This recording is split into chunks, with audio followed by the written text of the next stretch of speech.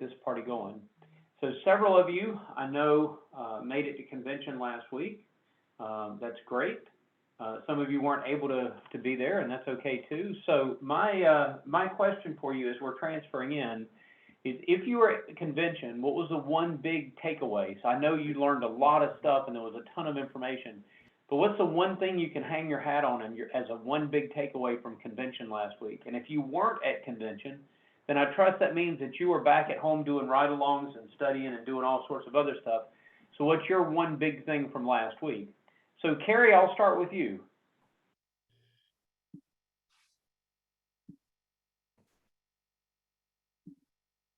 Well, I was not able to go to Cancun because my passport was expired, but I had a rather exciting week. I actually went on my first solo appointment and I got a one-call close. Congratulations. So that was money, pretty right? exciting. And then I That's also did another solo appointment last Saturday, and I'm pretty sure I'm going to close it this Saturday. Nice. So for your one call close, what was the reason that they decided to buy from you? He said to me, I like you. I have no desire to look any further. I'm not going to be shopping at Home Depot. And he said, as soon as we decide on the color, it was carpeting in a 2-bedroom condo downtown, the upstairs. And he called me within 2 hours and I got the contract to him and he signed it. So I was extremely excited. Nice. Nice. I love it. I love it. Good. Let's see, Wendy and Courtney, how about for you guys? I would say the thing I got the most out of the convention was the sense of community. It really does. Anyone that I talked to was willing to share any information for any question I had. It was, and that's what kind of turned us on to SCI in the first place. But it was just reinforced it while we were there. Yeah. So, Yeah, I would say Wendy? tap into the owner network or the DA network, whatever, you know what I mean? Like for us, it's both. But it really, everybody seems really willing to share, and they're just like the million things you don't know. They're more than happy to help you discover before you get hit upside the head. Nice. Nice. Let's see, Jonathan Hernandez. All right, I was working here in San Antonio, Texas, so throughout the vacation and during convention. I guess the biggest thing is just trying to see how just kind of learning through the process of seeing how the sales process works together, from the warm up. And we've been talking here about using the measuring section as like a design consultation, and then using that towards the end when you're doing price and payment, and then creating that discount from your warm up, giving them that value and going through those steps, just seeing how it's all going together. We're trying to put that together here as a team. Nice. Nice. Dylan, how about you? So obviously my perspective is from a DA, but I took the biggest thing I took away, kind of speaking with a lot of the DAs and seeing the numbers, they were kind of breaking down all the statistics with everybody, was the importance of connect leads and really getting into your communities and networking with others. And a lot of the DAs generated a ton of their revenue by just reaching out, taking donuts out to the local real estate agents, or finding GCs that want to, consistent contractor to do their flooring work. So I think that was the biggest thing, is trying to focus and hone in on that. I think it was Ryan Thielman that made a comment at the vendor trade show. He said, look at all these people. They'll wander around for 2 hours trying to find a QR code for the letter I, but they won't actually call a customer for follow-up. and I'd take that a step further and say, won't actually take the time to go and reach out to a realtor or reach out to a restoration or something to connect leads. So good takeaway. Christine. So like Carrie, I didn't get to go to convention because my passport is expired. I, on the other hand, got thrown into the wolves and I did 8 solo appointments last week, all by myself. And my biggest takeaway is have a really good installer, because my installer answered every time I called him with a question, he answered. So it was so helpful. And yeah, I ran around like a chicken with my head cut off while you guys were at the pool. I love it. I love it. Leanne. So I know Leanne is on. She's just having a hard time getting her her camera to work today. So Leanne, your biggest takeaway from last week? Last week, I didn't get to go, but I was at the office and I just really went over the videos and didn't do much. Just went over the videos and did a lot of the sales central work and things like that. Okay. All right, Isaac, how about you? Big takeaway from last week? You know, I'd have to echo everything that Wendy and Courtney said. For Patrick and I, a lot of it was just affirmation that we had made the right choice, picking FCI out of the companies that we had looked at. If I had to pick one secondary to that, it would be how important it is to actually genuinely connect with the customer. And even though we use that script, you know, we use that process with the inspired sale, but be willing to take detours from it as the customer leads. So let them lead the way. 100%, 100%. Patrick?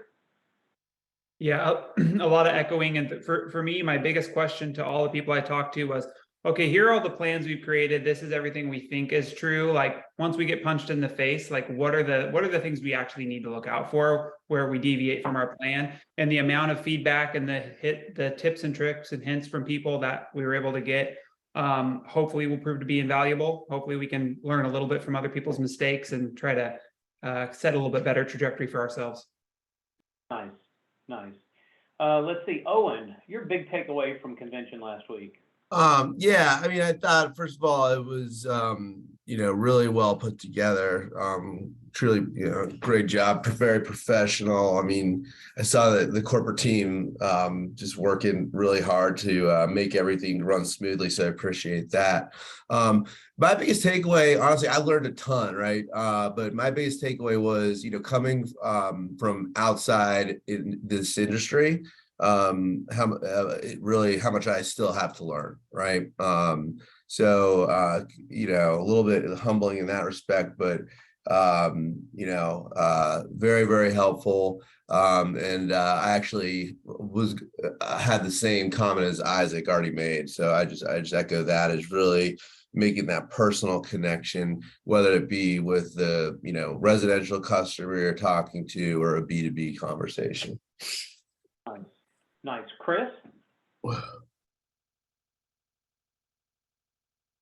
I'm going to echo what the others are saying. I think the networking was the best thing about it. I came back with a stack of business cards and everyone seems willing to help and answer questions when I have them.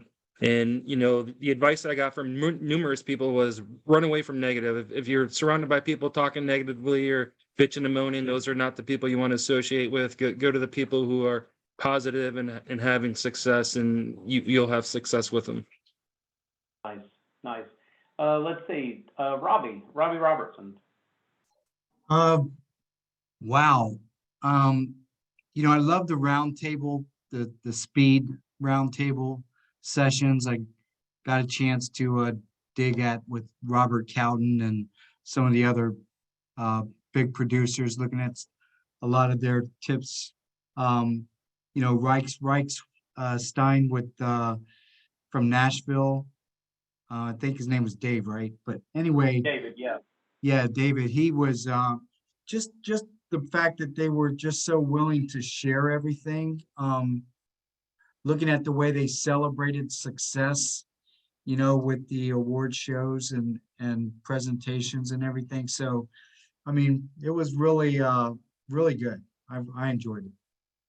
Good, good. Let's see, Renee.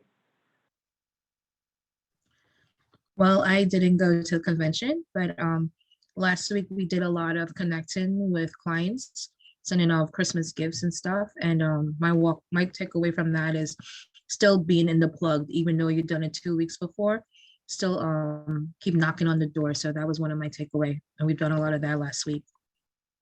Nice, nice. Brad. Man, there was so much good stuff there. It's hard to really narrow down one thing. I think the biggest thing for me is like the rebranding is really, for lack of a better word, sexy. I mean, to be honest with you, like the ability to have that going down the street, the mobile showroom, and the simplicity of the QR code on the side of the van, it's really kind of opening a lot of doors, I think, for others, in my opinion. Nice. Nice. Jason. My biggest takeaway is that I'm going to be at convention next year for the first time, so I'm already looking forward to that. But last week was great. My loan got approved. I got a vehicle that's in Atlanta apparently right now with you guys. I was able to get office furniture ordered. I got my taxes in order, and just a whole bunch of stuff started falling into place. So I'm rolling. Nice. Nice. Yeah, and just note, I don't have a van here for you. I mean, I'm in Bruce South said he Carolina. did. Yeah, I'm in South Carolina. Bruce has it in Atlanta. That's 3.5 hours from here. Oh, no, I meant you guys corporate in Atlanta. Yeah, that's what I meant, not you specifically, Arlen. Love it. Jason's heart All right, stopped let's there see. for a second, thinking he didn't have a van. Right. All right, there let's is a see. little moment. Yep. All right, let's see. Tatiana. Yes, hi, good afternoon, everyone. There was a lot actually that good tips and tricks from the seasoned franchise owners that we took in consideration. But overall, I felt like it was a really good experience for the corporate to invite people outside of the organization to share the just knowledge with the price strategies. That was a really, really good class. And I feel like a lot of it that she conveyed, we can implement into our process, like giving out discounts before it even we even gave the price. That's something that we might be able to adjust, because I think part of the sales process that we currently have has that. And then the speaker, I believe his name was David, about the sales strategies and sales pitches and how to emotionally connect with the customers on the emotional level. I thought that was really, really good, in addition to other things that we learned. Nice, nice. Let's see. Let's go to North Carolina. Let's go to Drew.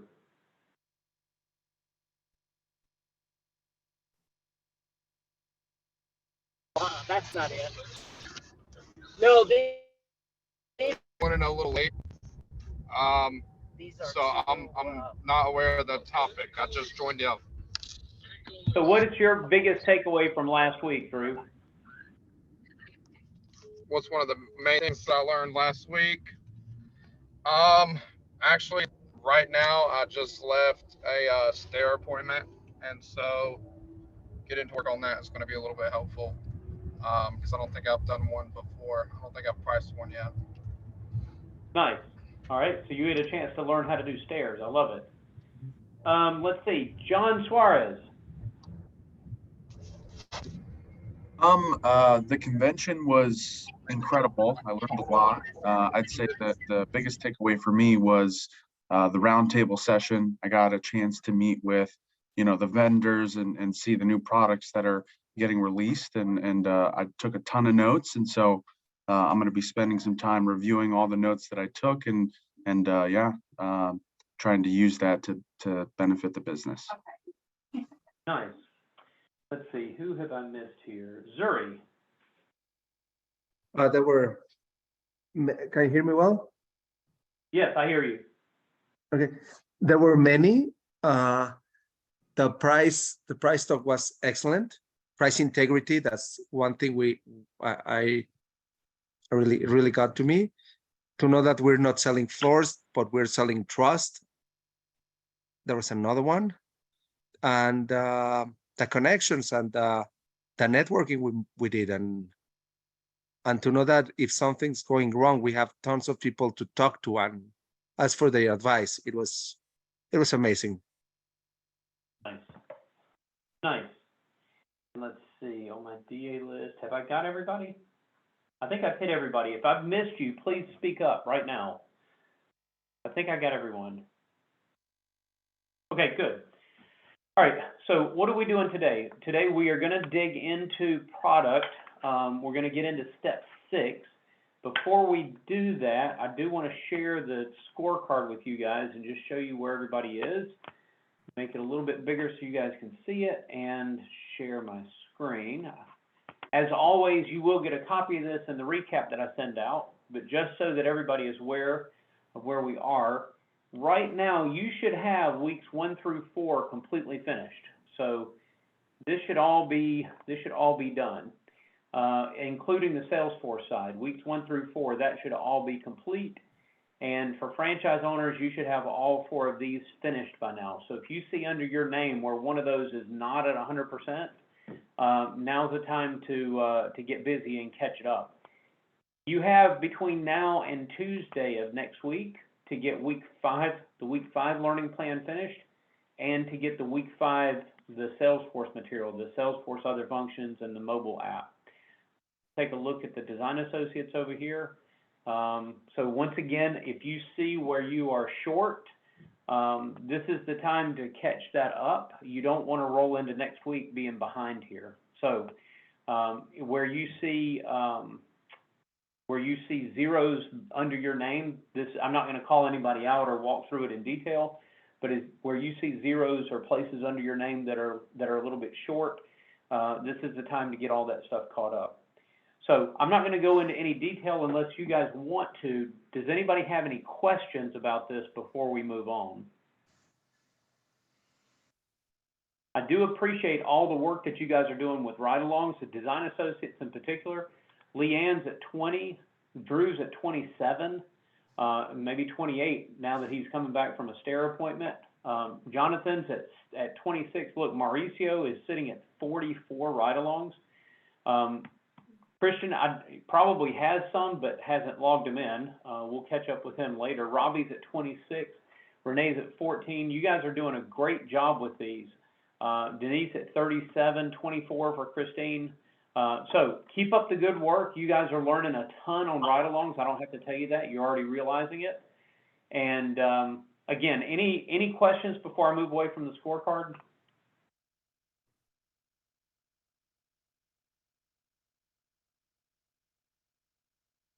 Right. All right, good. Then let's close this and move on from here. So today we are going to spend most of our time. I'm going to spend either on the whiteboard or with physical product. We're going to spend a little bit of time around step 6 and step 7. So let's just refresh ourselves what those steps are, shall we?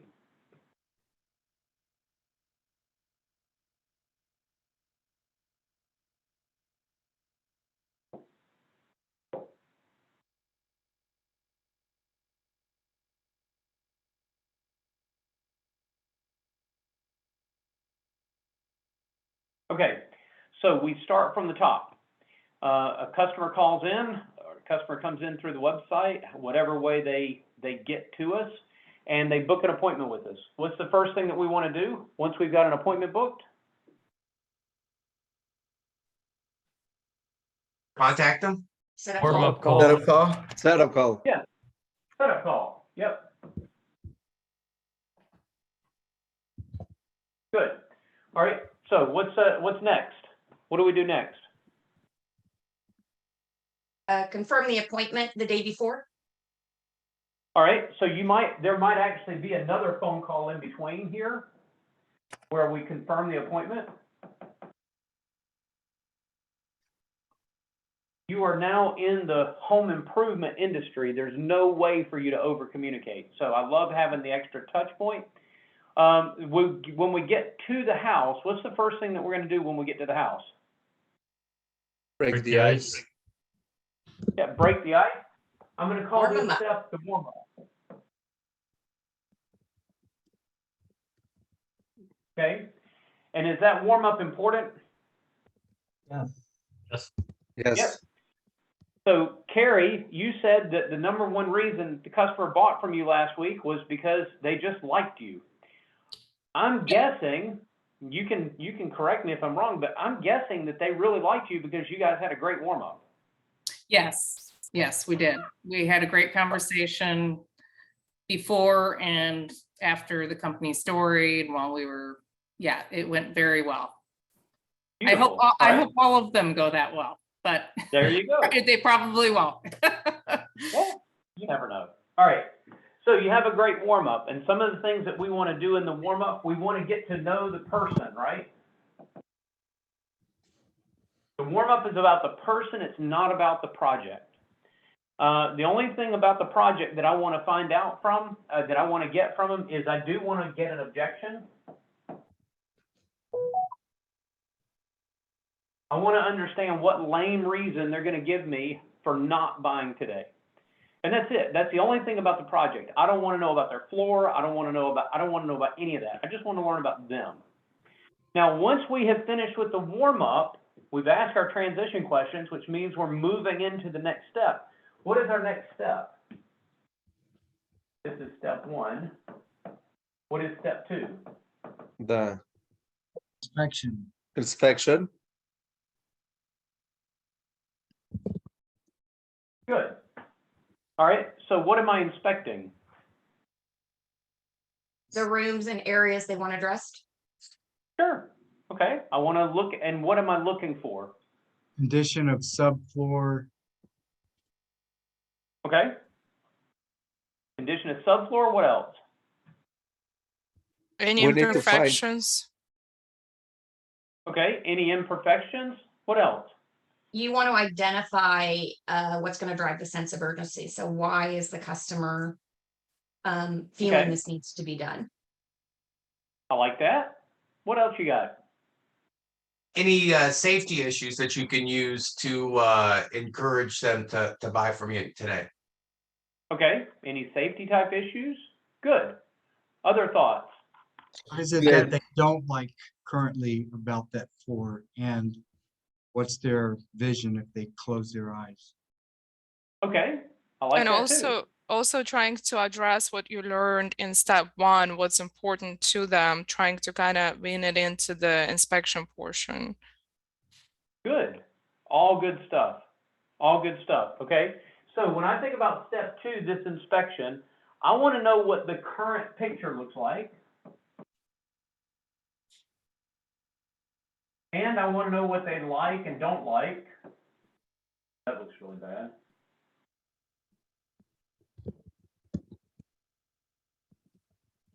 I want to know what they like, what they don't like, and I want to know what the future state holds, right? And what is it that they're looking for? And when I think about what they want their floors in the future to be, I really want to know 3 things. I want to know, what do you want it to look like? How do you want it to feel? And how do you want it to last? Or you might call it the durability. Okay? And when I finish step 2 with the customer, I'm going to give them something called a reference list.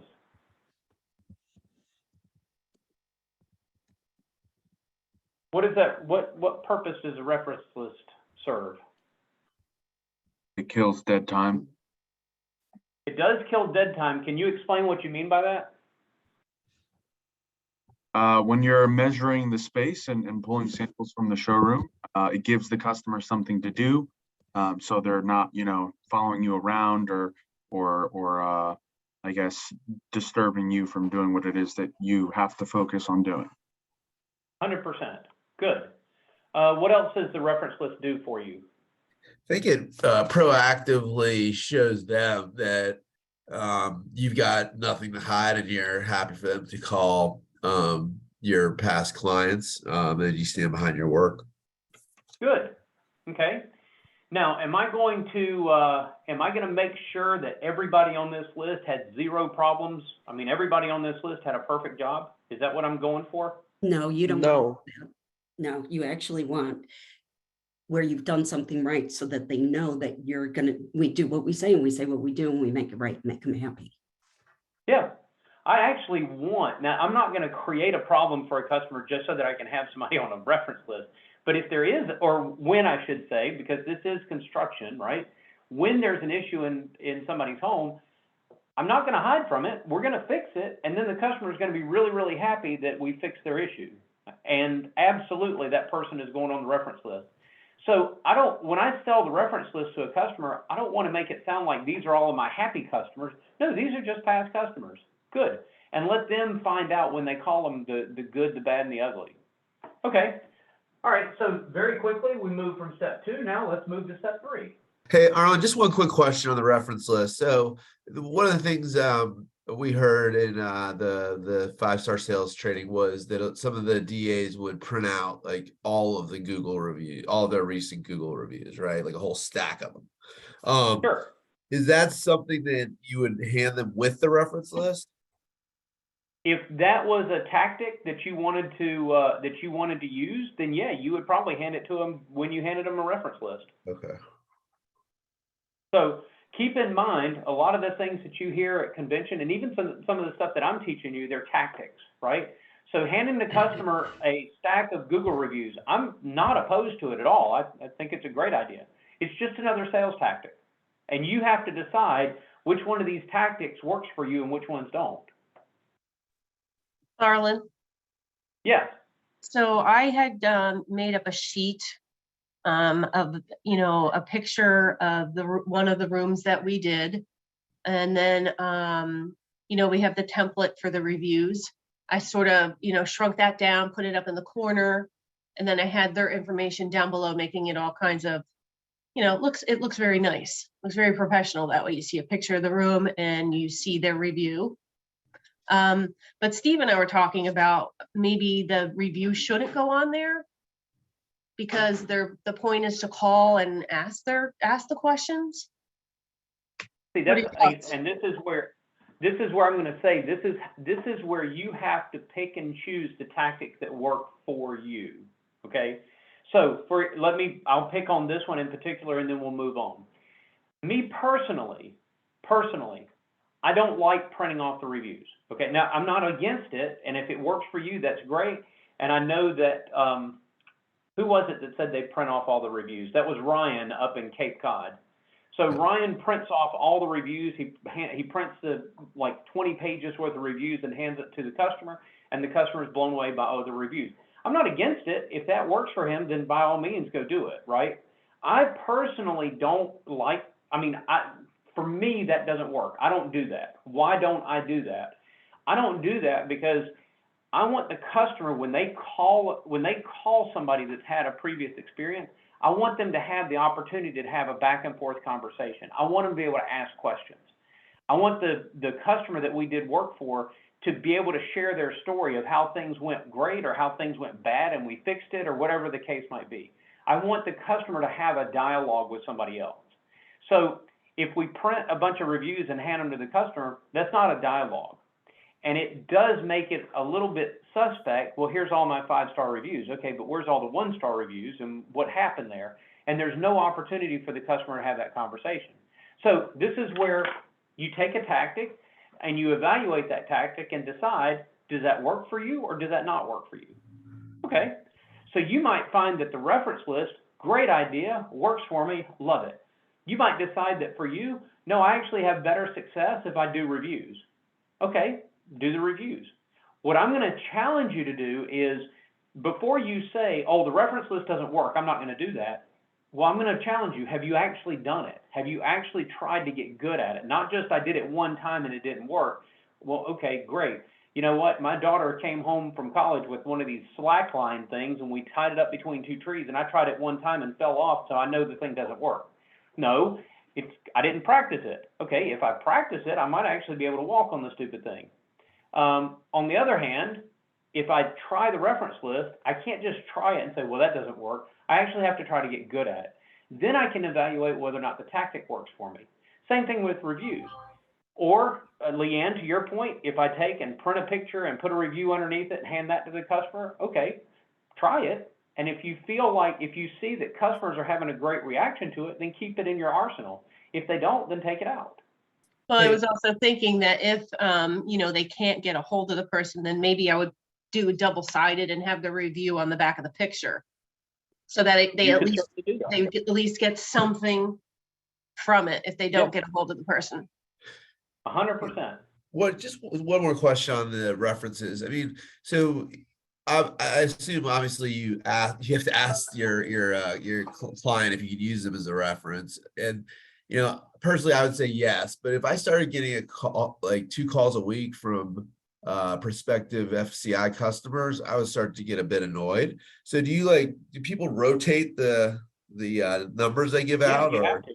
yeah? You have to rotate. You have to rotate it. And Owen, if you're my customer, I'm going to ask, Owen, would you mind, being on my reference list and occasionally have a customer call you? By the way, if it's ever too much, let me know and I'll pull you right back off the list.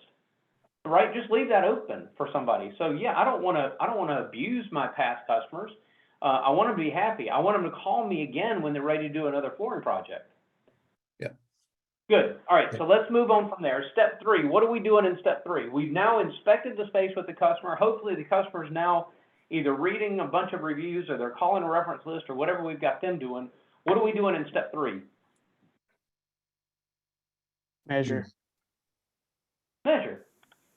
All right. So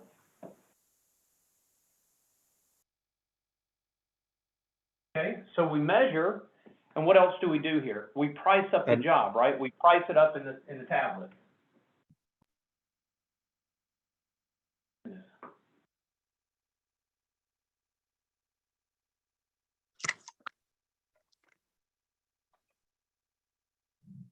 Okay. Now, some of you are going to say, and have already said it, hey, wait a minute, how can I price the job in step 3 when the customer hasn't picked the exact product out yet? Okay, if this helps you, you can call this your rough draft.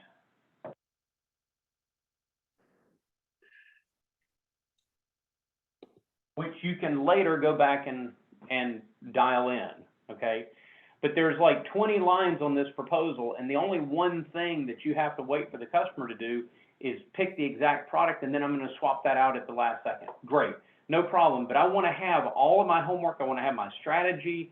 I want to have 3 options put together. I want to have everything put together in step 3 so that when I'm with the customer, that I'm not having to pull away from the customer again for 20 minutes and go back and redo a bunch of stuff in the tablet. It's very easy to just quickly drop the exact product in, no problem with that. But when I'm pricing up the job in step 3, I'm probably using PG pricing, and then I can go back and correct that later, or I can go back and change it later. We'll talk about that again. We'll talk about that in depth in the future. Also in step 3, again, another tactic. This is where I do my inspection video, okay? And that inspection video is really meant to drive a little bit of urgency with the customer. So what's the next thing that I do? Yes, Wendy. Are we pulling product boards during this time period too? We're just getting everything prepped? Yep, pull product boards. Matter of fact, let's just sort of do it this way. This is inside the house, right? Then I kind of walk outside the house and I go to the van and I actually pull the product boards. Right? And so, yeah, I walk out at the end of step 3. I've got everything priced up in the tablet. I walk out to the van and I pull product out of the van and I've got my mind right. And you know what? You guys, a lot of you talked about at convention, you made all these connections with people.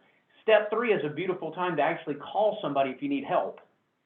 So you're standing at the van and you're looking at these products and you're scratching your head going, what do I pull next? And this is a great time to pick up the phone and call somebody or text somebody and say, hey, this is the situation I've got, what do I do? So that when you walk back in the house, you've got all your ducks in a row. All right? So we go to the van, we pull the boards, we come back into the home. What's the next thing that we do? Company story.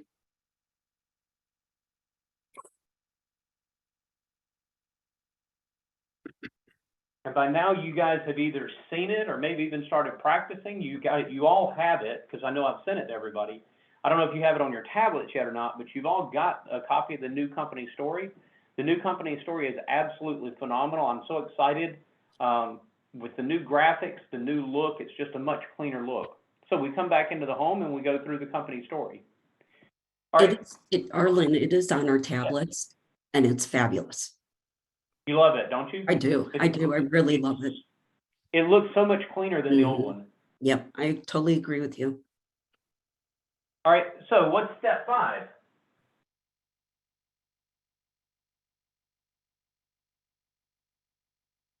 Tricky question.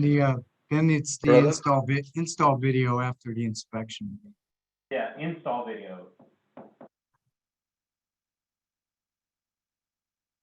I say it's a tricky question because we tend to think of step 4 and step 5 together because they show up together on the tablet and you roll right through the installation video, right?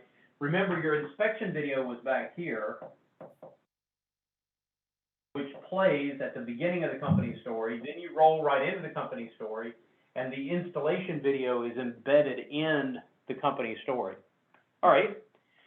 So now we've had an opportunity to walk through the company story and explain to the customer who we are and what we do. What are we doing next? Want to demo the products that you select? Product? Yeah, step 6 is product. Good. So now we have to help the customer pick a product. What is the number one outcome that I'm trying to get out of step 6? Ultimately, what am I hoping for? What am I trying to get to in step 6? We want them to center in on a product they really love. That's it. There's one word. What's the last word that Robbie just said? Love. Love. Okay. I really want the customer to fall in love with this product. If the customer says, yeah, that's probably close enough, I'm not there yet. If the customer says, nah, that'll do, I'm probably not there yet. I am trying to find a product that the customer absolutely falls in love with.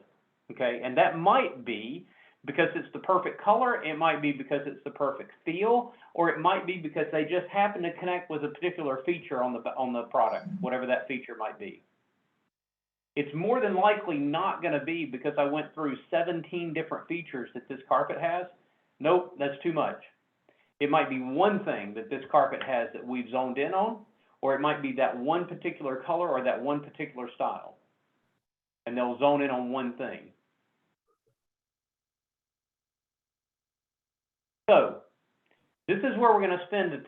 Let me walk forward and then we'll walk back. What comes after step 6?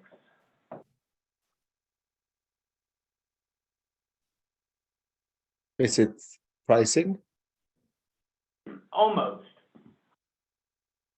Is it test to make sure, yeah, the prequel is test to make sure you've resolved their objections that have nothing to do with price.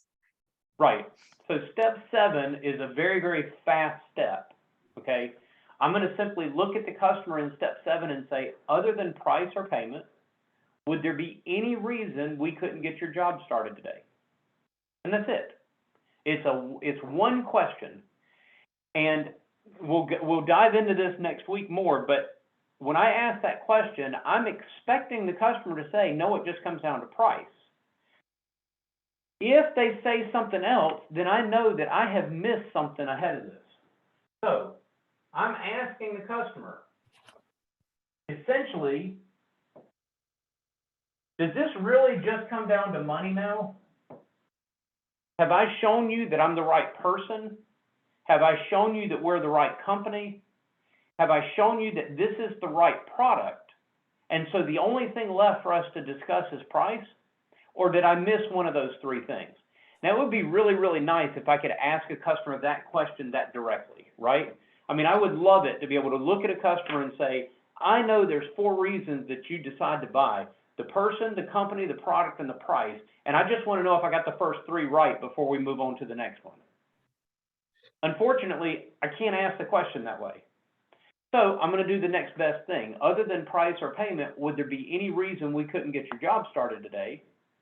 And I'm expecting that I've done everything up until this point right. So they basically tell me, no, it just comes down to the price, or it needs to fall in the budget, or something that has to do with money.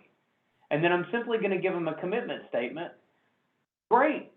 I'm going to do everything I possibly can in my power to not let price or payment stand in the way of you getting the floors you love and deserve. And that's not a word-for-word statement, I'm really just promising the customer that I'm gonna do everything I can to help them get this floor, and I'm not gonna let price or payment stand in the way of it.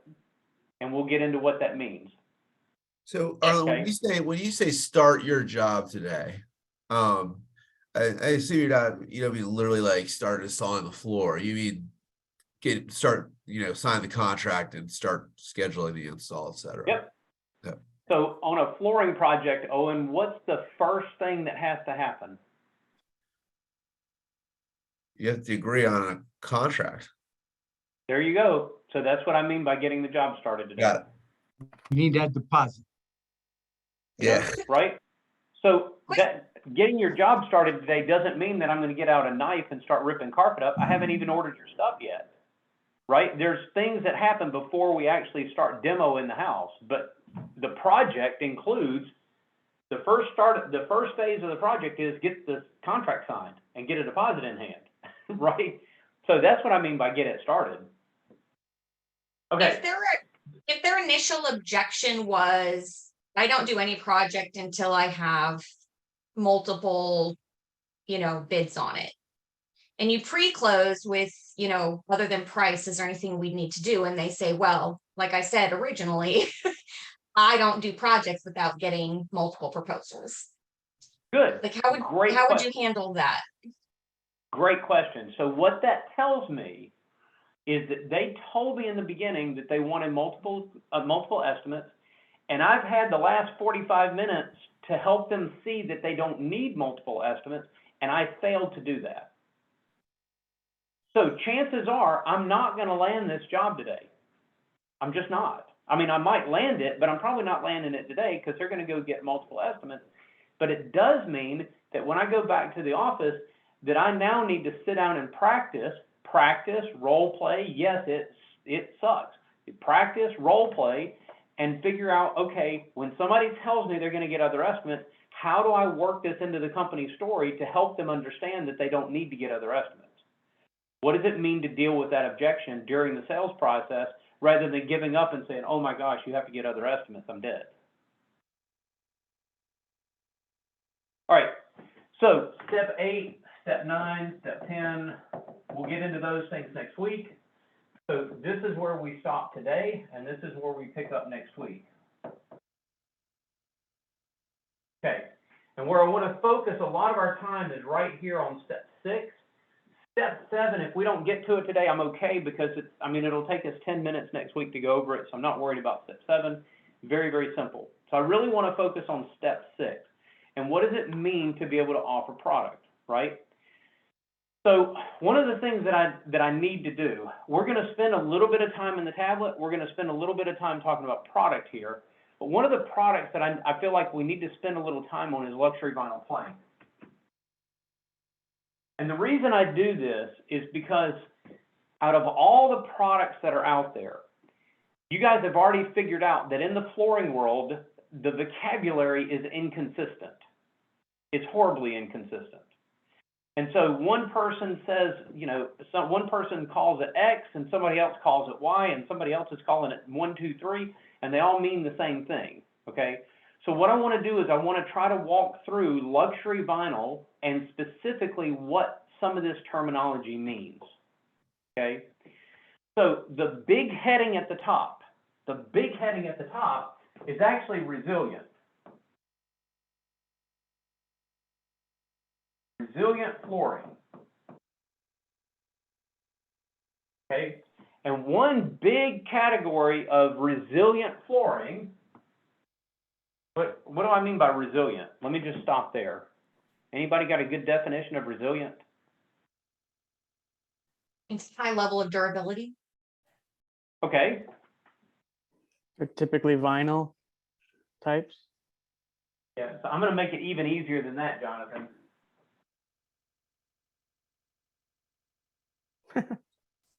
These are all the plastic floors that are out there, okay?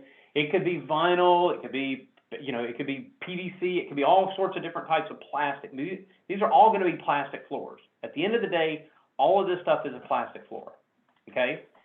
So think back, if you will. You walk into your grandmother's house, and what does your grandmother have in the kitchen for her floor? Linoleum. Sheet Sheet vinyl. vinyl. Linoleum or sheet vinyl. Okay, now they are different, but I'm going to come over here and I'm going to say one type of resilient floor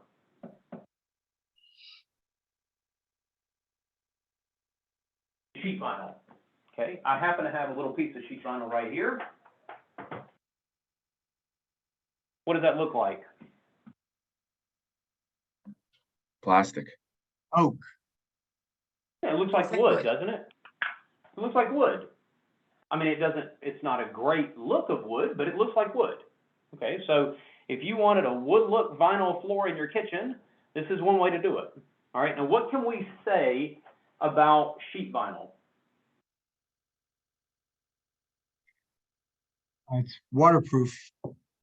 It is waterproof. As a matter of fact, it was the original waterproof floor. What else can we say about this? Inexpensive. Maybe, not always. There are some sheet vinyls that are fairly expensive. Generally, people think of it as being inexpensive, but not always. Let me start taking some notes up here. It's easy to tear with appliances, furniture, stuff like that.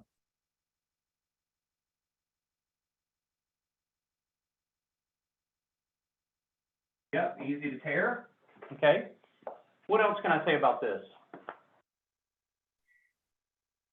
Needs a pretty flat subfloor Yeah, so why does it need a pretty flat subfloor, Robbie? because it's going to be a glue down. Okay. And why do I need it to be a flat subfloor if I'm going to glue it down? For the telegraph, everything shows through. All right, explain that. Oh, whether the subfloor is wavy or divots, or if there's debris on the floor, it's all gonna telegraph through the product. Right. Okay. So here's my technical term of the day.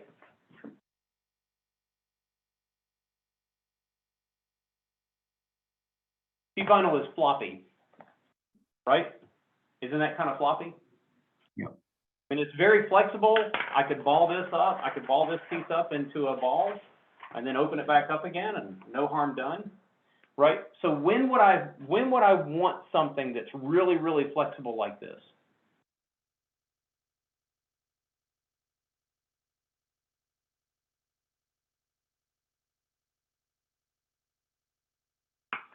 Well, when you have a large area, comes on a 12-foot roll.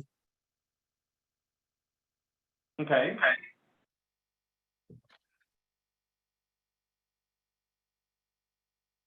All right, but when do I specifically want something that's really, really flexible? Stairs, maybe? Sorry, Owen? Stairs, maybe? I probably don't want to put this on stairs. Okay. I was gonna Uneven say, floors. ooh, Sorry, Jonathan? I was gonna say tight areas, but it's like LVPs are good for that too. So Okay. Uneven subfloor. All right, so Denise, when do I want to put something flexible on an uneven subfloor?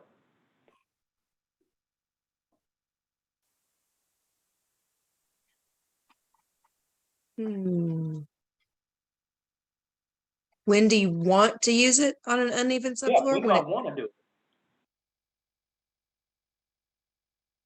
If there's not really any way to level it? Okay. Or if I don't want to level it. So think about this. How many of y'all live up north where you've got basements all over the place? And somewhere in that basement, you got a sump pump, right? Which means that the water drains down to a drain.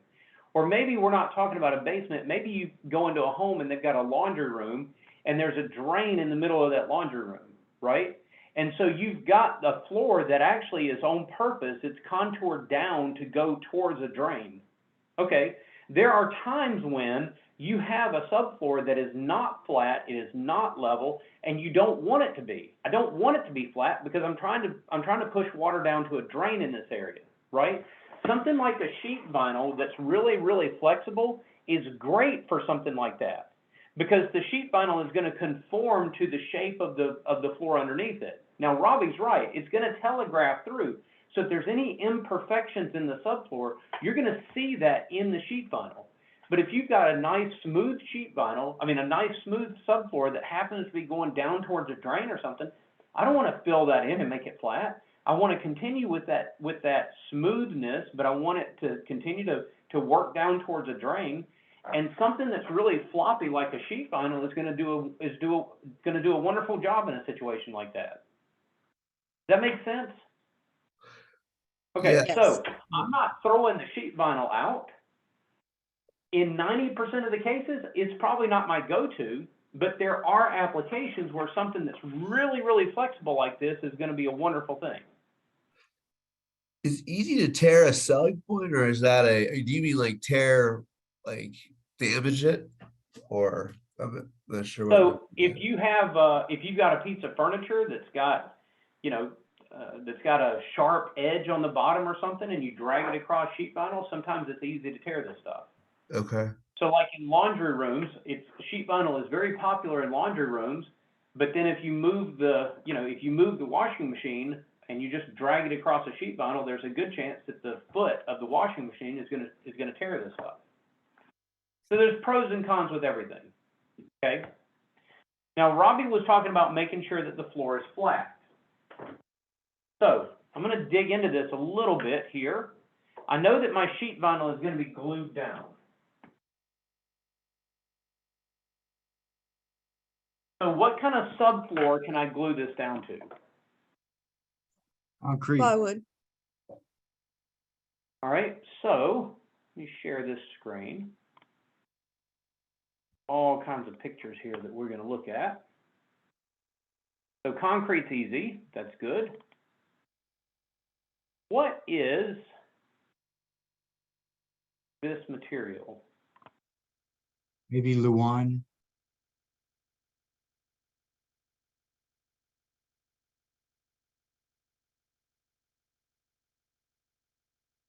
This will finally come across.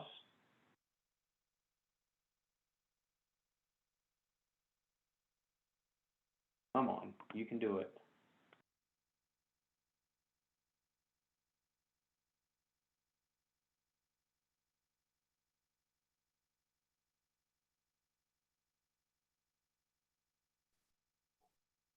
Opening on the wrong screen.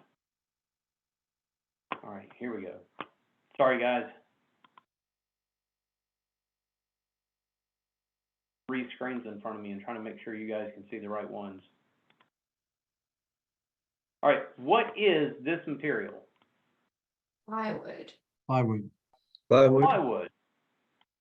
So if I go into a home and I see that it has a plywood subfloor, can I glue sheet vinyl directly to this plywood? Not Yes. until Not typically.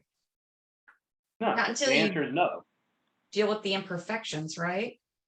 Right, I gotta deal with these imperfections. Because if I glue sheet vinyl to this, then every little knot that you see, everything that's on this plywood, it's gonna show through, it's gonna telegraph through, okay? So I can't put it on that.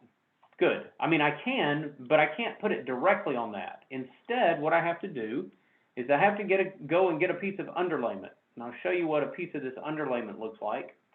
Now, some people call this 1/4-inch plywood, and well, it's 1/4-inch plywood, but it's a special type of 1/4-inch plywood. And there's different brands. This happens to be a brand that Lowe's carries, okay? And it is, it's a very, very thin sheet of plywood. It's about 1/4 of an inch thick. Get you a picture on the side here. About 1/4 of an inch thick.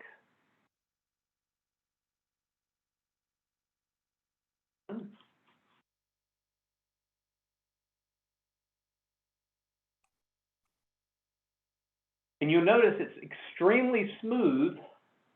It's got an extremely smooth face. Some people will call this 1/4-inch underlayment. Some people will call it 1/4-inch plywood. Some people will call it Luan. Some people will simply call it underlayment. But if I take this and I put this on top of this piece of plywood, can I then install my sheet vinyl? There's a little more prep, right? What do you mean?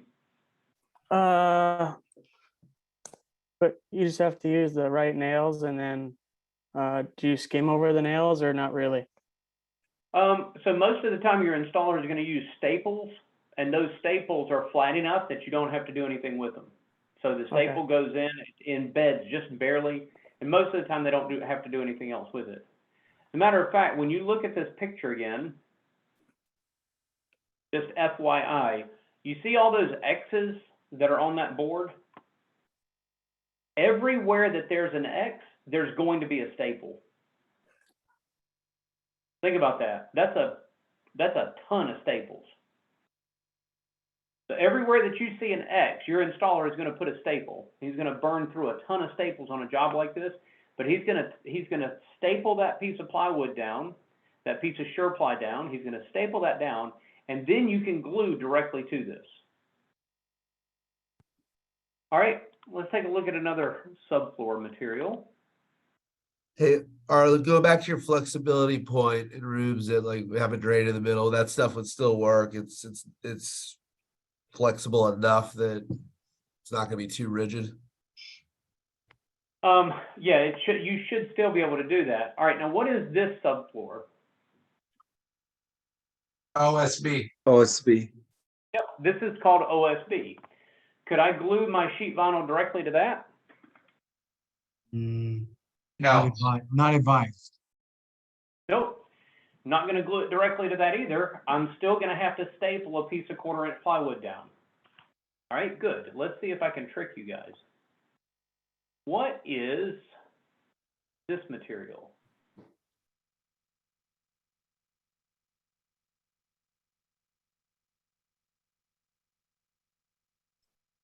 Particle board.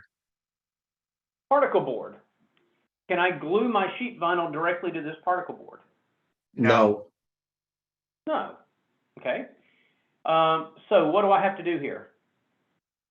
1/4 inch on top, right? All right. So can I put a 1/4 inch plywood on top of this? I don't know how you staple it down. You don't have to glue it down. I think you have to replace. Now I can almost smell the smoke coming out of people's ears as they're trying to I work. think you have to rip this up and replace it. Yep. Unless you can somehow glue down the 1/4 inch. I can't. Don't you have to I put a can't plastic glue sheet to a over the particle particle board. board? Yeah, it's not. No. I can't glue to a particle board. I can't staple to a particle board. So there's no way for me to put a 1/4 inch plywood on top of this particle board, which means I cannot do sheet vinyl on top of particle board. I can't do it. Okay. So now all of a sudden, when I look at particle board, it's like, yeah, this stuff really is from the devil. I can't even do sheet vinyl on this. Okay. So that means I have to come up with a different solution. No problem. I can come up with a different solution. All right. So now, what is one of those solutions? Well, one of those solutions is like a rigid luxury vinyl plank. So this happens to be a piece of LVP. It's a rigid luxury vinyl plank. It's very, very hard. If I try to bend it, it doesn't really bend. Yes, if I pushed it hard enough, I could probably break it. But this is extremely rigid. Where my sheet vinyl is very, very floppy, this is very, very rigid. So could I install this? Go back to our pictures for a moment. Could I install this on top of this piece of plywood? Yes. Yeah. Do I need to do any prep work? Nope. No. This is rigid enough that when it sits on top of this knot, no big deal. Okay? Could I put this directly over, without any 1/4 inch plywood, could I put it directly over a piece of OSB? Yes. Absolutely. All right. Could I put it directly over a piece of particle board? Yes. Yes. Absolutely. Okay. So this is the fallacy of, oh, sheet vinyl is cheaper. It's not necessarily cheaper. If I were to walk into a house and they have a particle board subfloor, it might take tens of thousands of dollars to replace that particle board with plywood so that I could then put a piece of 1/4-inch plywood so that I could then put down sheet vinyl. It'd be a whole lot cheaper just to put down a rigid luxury vinyl plank. So the Does the material rigid, price, sorry, sorry, is it floated or is it glued down? it's floated. Oh, perfect. Okay, so the cost of the material itself per square foot might be that the sheet vinyl is cheaper, but the cost of the project is what really matters. Okay, good. Let's jump back to the whiteboard for a moment. Move these off my screen.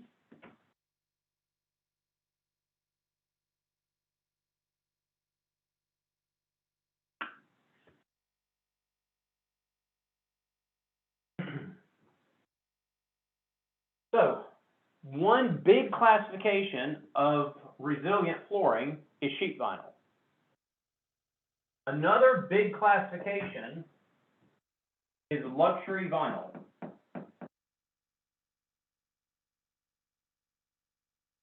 This is where the language, the vocabulary is really, really inconsistent.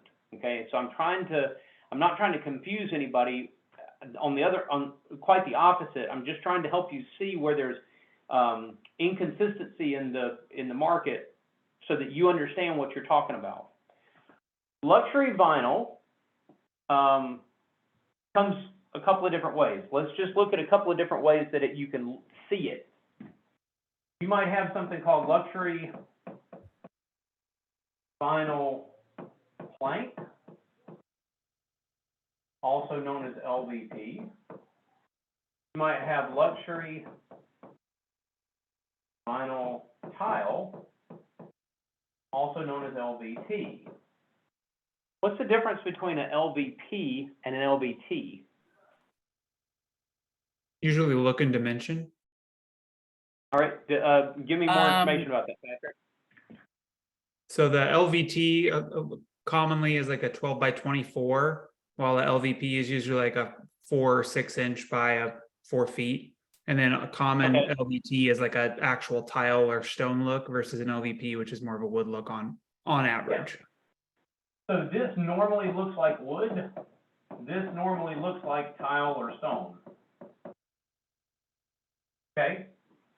So right off the bat, you have an inconsistency in the market because you'll go into a store that'll talk about having all this LVP on sale or whatever, and it all looks like tile. Or people will call it LVT because that's what they learned it, but it all looks like wood. Okay, so technically LVP should be something that looks like wood, and LVT should be something that looks like tile. But don't get too hung up on it, because if your customer says that they want a great floor and they want an LVT floor, just ask them. So what do you want it to look like? And find out from them what they're looking for. So your customers are not going to use the right terminology. It's up to you to ask the right questions to understand what they want their floor to look like. So when somebody says, I want an LVP floor, that doesn't necessarily mean they want it to look like wood. That just means that in their mind, that's what they think that they're using that language. Okay. All right. Good. I'm going to put this aside for a moment.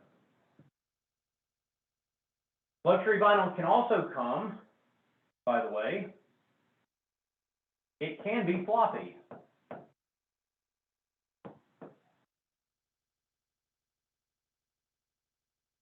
So if you imagine for a moment, you have a big piece of sheet vinyl that looks like wood. Get my piece of sheet vinyl out, and I simply cut it so that I have individual planks. That's pretty much what a floppy luxury vinyl plank looks like. So you do have glue down versions of luxury vinyl planks. So if it's a glue down version of luxury vinyl plank, what are some things that you can automatically understand? What are some things that automatically come to your mind when I say a glue down luxury vinyl plank? Everything we just talked about with the sheet vinyl. Yeah, so give me some of those points. Telegraphing.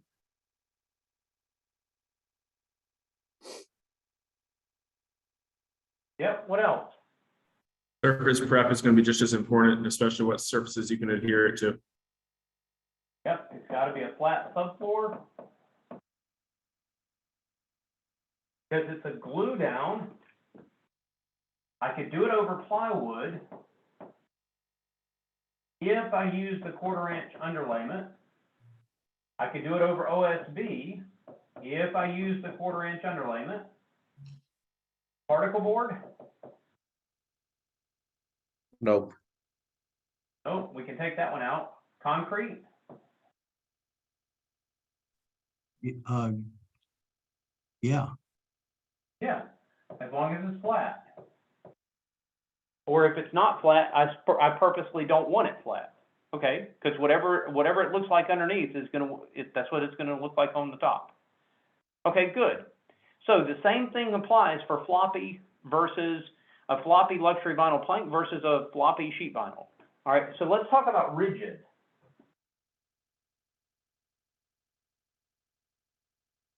Okay, rigid, you will also see this called enhanced.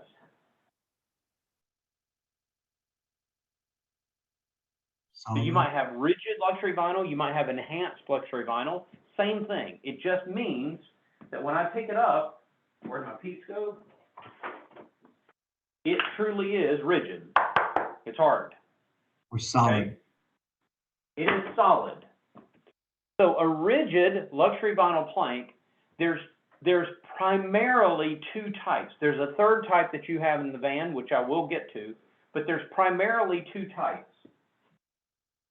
An SPC and a WPC. I'll start with the WPC because that's the one that started. Do you know, here's a trivia question for you. Do you know who started what company started the first luxury vinyl planks, rigid luxury vinyl planks on the market? Cortec? Yeah, it was Cortec. And Cortec is the one that started, and they started with a WPC. Cortec was the ones. Now, Cortec at the time was a company called US Floors. That doesn't stand for United States. It stands for Unique and Sustainable. So that was one of their little tricks. But it was called US Floors, and US Floors got bought out by Shaw, which is why Shaw is the one that now sells Cortec. As a matter of fact, when US Floors sold to Shaw, the whole reason Shaw wanted to buy the company was specifically for Cortec. A lot of the other product lines that they used to do, they don't do anymore. Shaw really just wanted Cortec and then killed a bunch of other stuff. All right, so Cortec was the original one. And when it first started, the core of a WPC board actually had wood fiber mixed in with it. And so WPC originally stood for wood polymer core. Except today, nobody uses wood in them anymore, but the letters are still out there. So today, it doesn't, I mean, people will still tell you it stands for wood polymer core. The reality is today, just to make the W fit,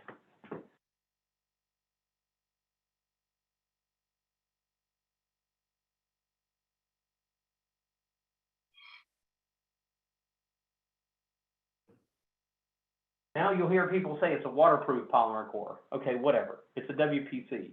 When you look at it on the side, if you take and look a piece of it at a piece on the edge, it looks like yellow birthday cake.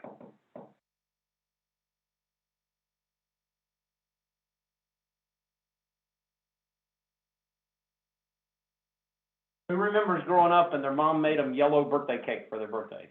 Come on. All right, I'm the only one. Got it. All right, so when you look at the side of a WPC board, and you look close at the side of it, it's yellow in color and it's got little air pockets in it. It's got little air bubbles in it. Okay, good. What is SPC? SPC is stone polymer core.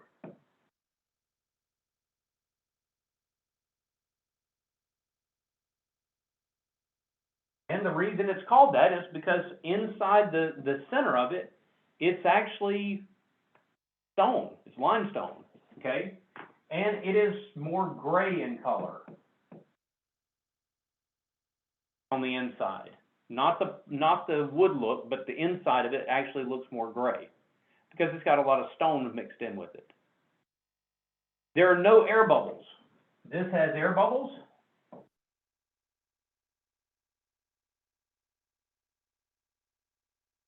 No bubbles. All right, so let's talk about what might make sense where. When would I specifically want a WPC core instead of an SPC core? When would I specifically, based on what you see right here, when do I specifically want a WPC? When more comfort is desired versus the SPC. Yeah, so those air bubbles are actually going to give me a little bit more comfortable feel. Now, it's not going to be cushy, okay? Don't get me wrong, this is still a hard floor. But if I stand on my feet all day, if I'm talking to a customer that they want to do their kitchen and, you know, this is somebody that loves to cook, they're in the kitchen all the time, I'm probably going to pick a WPC floor just to give them a little bit more comfort. Good. Is the What else? SPC waterproof? Is the SPC waterproof like the WPC? They're both waterproof. Okay, thank you. Yep, waterproof. Is there any difference in the temperature or like to the touch? Yeah, so WPC is going to be, let's say, just slightly warmer.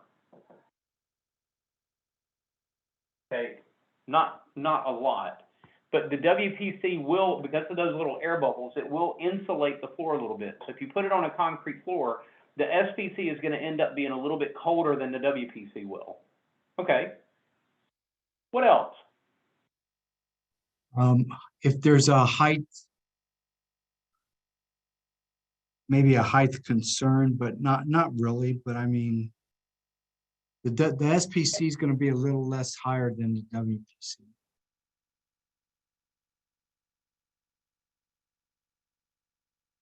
Yeah, it's not a huge difference, but you're right. The WPC is a little bit thicker. The SPC is a little bit thinner. Okay, there's not a big difference, so it's probably not enough that a customer would even notice. But yes, there will be a little bit of a thickness difference. All right, so let's flip. Go ahead. Is there one that's better for use with like heated floors? They both can be used with heated floors. Okay. All right. So now let's flip this coin to the other side. When would you specifically want to give the customer an SPC floor versus a WPC floor? For a bathroom, maybe? What makes you say a bathroom? I mean, stone is more tile-like, and that maybe they want that kind of look. And it's Well, waterproof. okay. So remember, okay, you've got LVPs and LVTs. Okay, so that's the sort of the look. And now where we're at down here is more, this is more the construction. So you will find SPCs that look like tile or stone, and you'll find SPCs that look like wood. You'll find WPCs that look like tile or stone and WPCs that look like wood. So I'm trying to dig into the construction, not so much the look. When you would have some very heavy items. Okay, so Aquarium explain that, Robbie. pianos. Aquarium pianos, things that could probably show a little bit of indentation over a period of time if it's the WPC versus the SPC will be a little flatter and take that weight a little bit more accordingly. Yep. So if I'm going into a home and I see there's a pool table, there's a heavy aquarium, there's some of these things that might dent the floor, the SPC is more dense. So then that means it's going to be dent resistant. Try to get the S's and T's right. So SPC is just, it's a more dense floor. And so if I know that I've got heavy furniture, then I might be dealing with an SPC instead of a WPC. Now, here's the thing. Those of you that were at convention, you remember when Casey Brown talked about fruit salad, right? And we tend to like dump a bunch of feature information on a customer. Okay, I'm giving you a lot of information. I don't expect you to use all this information with your customer. I expect you to walk out to the van and say, what's going to be best for this customer is going to be an SPC board, and then you pick an SPC board that looks like they want it to look. Or for this customer, I'm going to pick a WPC. And it might be that when I go back into the home and I'm pitching a WPC board, I look at the customer and say, I chose this product for you because you told me that you spend a lot of time in the kitchen, and this is one of our LVP boards that's going to make it a little bit more comfortable in the kitchen. I'm not going to go into air bubbles and yellow birthday cake, and I'm not going to go into wood and US floors and quartz. I'm not going to go into all that. In 20 seconds or less, I'm going to explain to the customer, this is why I picked this board for you. This is all background information for you to understand why you're picking the boards that you're picking. And then you've got to be able to tone all this down to where I'm telling the customer in 20 seconds or less, you told me this, and this is why I picked this board for you.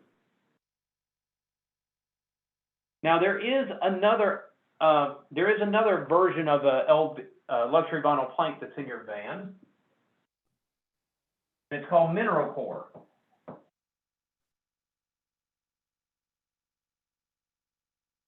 And I call Mineral Core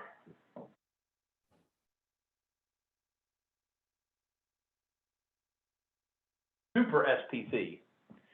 You might say it's an SPC on steroids.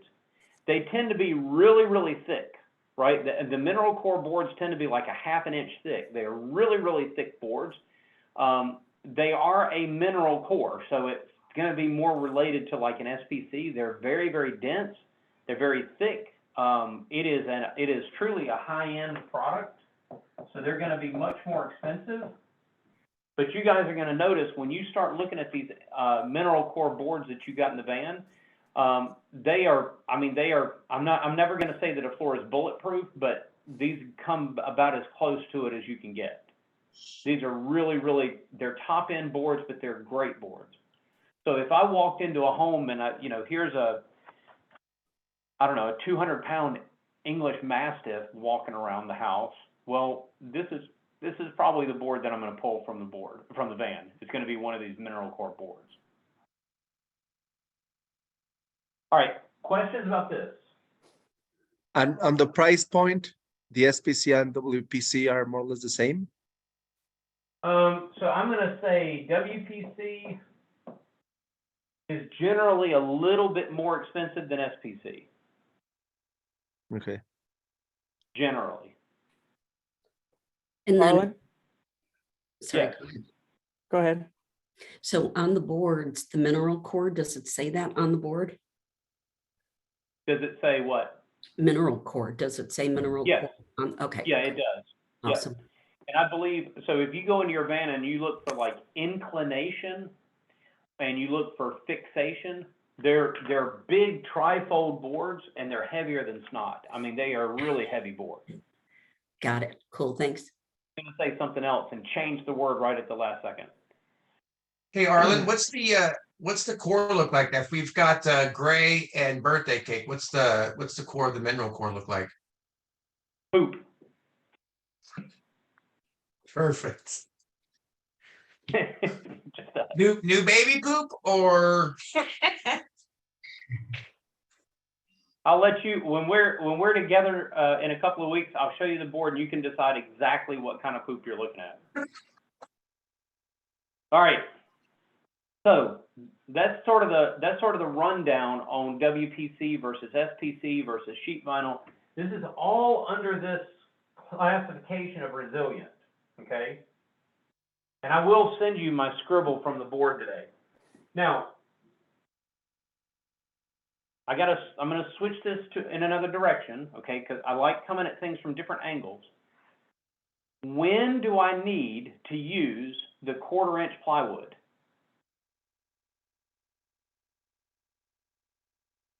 When you need to go over a subfloor that's compromised or has issues, or it needs that harder surface. Okay. All right, so Robbie's focusing on the subfloor, that's good. So do I need 1/4 inch plywood if I'm on a concrete subfloor? No. No, you don't. You're really gonna need that when you're doing glue down to other subfloor types. Yep. All right, do I need 1/4 inch plywood when I'm going over particle board? No. No, you Because can't do it. do it anyway. See, that was a trick question. Some of y'all fell for that. All right. Do I need the 1/4 inch plywood if I'm going over plywood or OSB? Yes. Yes, if I'm going to glue down, right? If I'm going to glue down. If I'm going to float a rigid luxury vinyl plank, do I need the 1/4 inch plywood? Not anywhere. Not anywhere. Good. All right. So we went through all that so that we can now go through something else. And I'm going to pull the tablet up. Is rigid and always floating, or can you glue it down? the rigid, you can glue a rigid down, but there's very, very few times when you would want to. Okay. Hey, Well, Arlen, in- I have a quick In a question. commercial setting, In a commercial setting, I would simply glue down a floppy luxury vinyl plank. There's no reason to start with a floated version.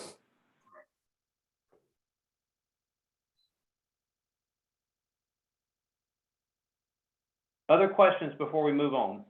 Yes, real quick. Are you gonna have another time dedicated to selling laminate versus these SPC, WPCs? Because I've always sensed that there's that little struggle there. I didn't know if corporate had any selling strategies without getting too technical. No, so the laminate, the beautiful thing about laminate is that laminate is one of the most scratch resistant floors that you have. It is Right. incredibly scratch resistant, right? Most of the problem in the past with laminate has been its inability to deal with water. But you've got so many laminates now that have some level of water resistance that laminate is picking up steam against luxury vinyl plank. Honestly, to me, yes, the way they're constructed is very, very different.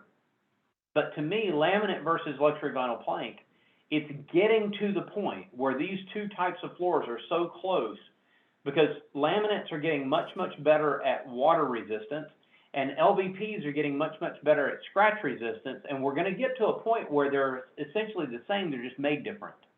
And so it really just becomes a matter of how do you want your floor to look? That's Right. it. And I was really unaware of that mineral floor up to this point. So that was really what hit them together right now because it was thick. And then you're saying it's indestructible. So I was kind of sensing that. Okay, thanks. All right. So I want to point something out on my tablet. If you look down at the bottom row of icons on my tablet, you'll see my Zoom tablet, you'll see whatever this eShare thing is. You'll see InspireNet Mobile, which is the normal InspireNet Mobile, but look over to the right, you see a colored version of the InspireNet Mobile. Do any of y'all have the colored version of the InspireNet Mobile on your tablet yet? Oh, I'm going to blow some minds today, okay? If you guys go to your Google Play Store, so for me, that's right up here at the top. Yes, you do have to be connected to the internet for this. Go to your Google Play Store and come up here to the top and search for InspireNet. You're going to see that colored box at the top that says Floor Coverings International, InspireNet. And that's the new version of the InspireNet software on your tablet.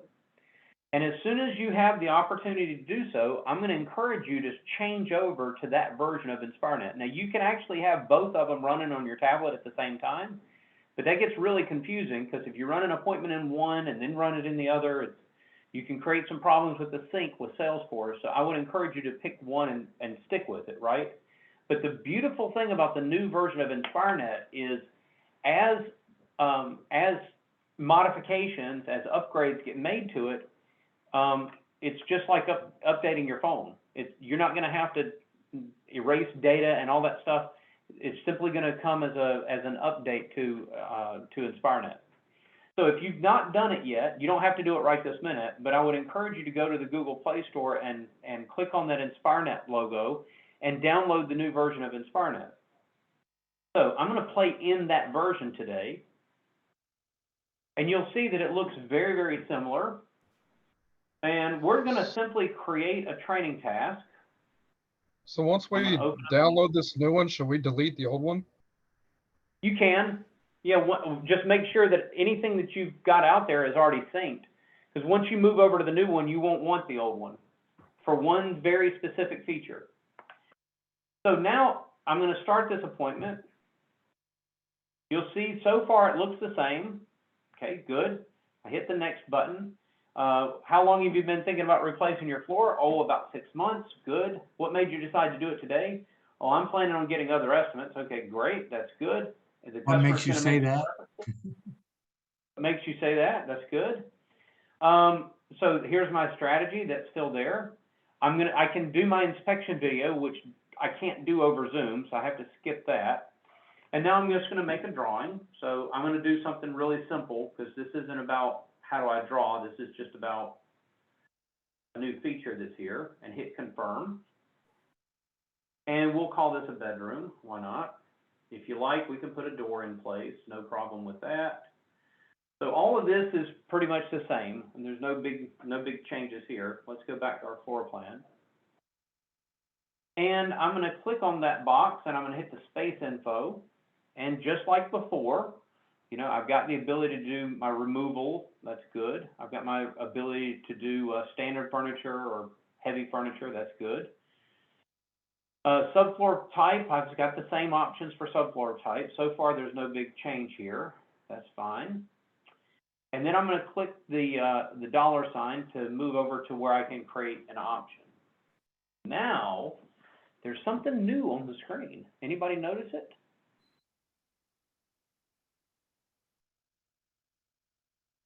Bottom left of the screen. Product selector? There is a button that says Product Selector. I can click that button, and it's going to go out to my branch, and it's going to pull up the product selector for my branch. Oh, nice. So now I've got this at my fingertips at all times. And so I can do different things with it. If I'm looking for wood, I'm going to pick vinyl because I want to pick a luxury vinyl plank. I've got durabilities. It doesn't tell me everything, but I do have, like, my price groups are here. This is good stuff. If I click the little 3 lines that are like a triangle, if I click that, I can then filter this for certain things. If there's certain things in particular that I want, there's that magnesium core. Good stuff, mineral core. So I can pull whatever I want to pull here. If I want to sort by a certain size, okay, so that's great. Wear layer, oh my God, wear layer is in here too. Fantastic, okay, price groups. And I go in and I say, I'm specifically looking for a price group. Let's say all I want to see are my price group 3s. Good stuff, here's my price group 3. So now I can come back over here and I can look at what are my price group 3s. Now, the one thing that it doesn't do yet, but I'm promised that it will come, is that if you select it here, then it'll put it into your proposal. It doesn't do that yet. That's okay, it's a small thing. But let's just say that I'm going to do my first, I'm going to use a PG3. I'm going to do this with a PG3, but the PG3 that I have in mind in particular is this Denton Creek that's at the top of the list. Great. Doesn't matter. Top left of the screen, I'll let you guys play with this at your leisure. Top left of the screen, I'm going to hit the little back button. And now I'm going to click on the room, set install info, product type, luxury vinyl. Now what do we say? Denton Creek is a rigid luxury vinyl plank. So now I need to slow down for a second. How am I going to install a rigid luxury vinyl plank? Well, let's open that box up. I have 6 options for how I can install this floor. And the reason I have 6 options is because the tablet doesn't know what I'm looking at yet. So I haven't told it what the product is.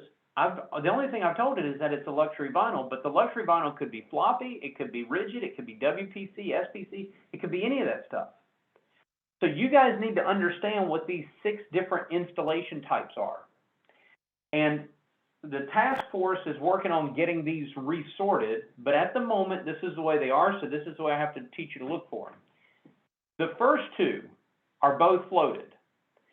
What's the difference between floating vinyl tile plank installation and floating pattern vinyl tile plank installation? What's the difference between those 2? Pattern would be if we were doing a herringbone or something like that, something more complex. Right. And in the case of a floated luxury vinyl plank, it's almost impossible to do that with. So the only real pattern I could do is I'm going to put it in this room on a diagonal. There's my pattern. Okay. All right. Now the third one, straight vinyl tile plank installation. The third one and the last one go together. So 1 and 2 go together. 3 and 6 go together. So straight vinyl tile plank installation, pattern vinyl tiles. What's the difference between straight vinyl tile plank and pattern vinyl tile plank installation?